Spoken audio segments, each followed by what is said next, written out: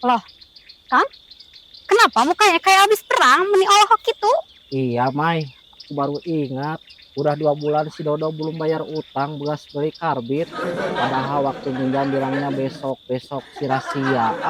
Nah, itu dia. Besok, versi orang nagih utang tuh kayak cai susukan. Tungtung nak. Iya, Mai. Cari uang aja udah susah.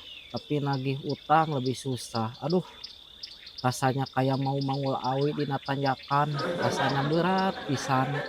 Hei, harusnya kamu teh kirim pesan halus tapi menusuk. Contohnya teh kayak, bro, dompet aku kangen sama uangnya. Iya, Mai. Udah aku coba. Malah dibalas emosi aja. Waduh, berarti udah masuk level utang abadi. Kalau gitu ikhlasin aja, nanti dibayar di akhirat. Kalau begitu, aku mau bikin kwitansi panjang aja atuh.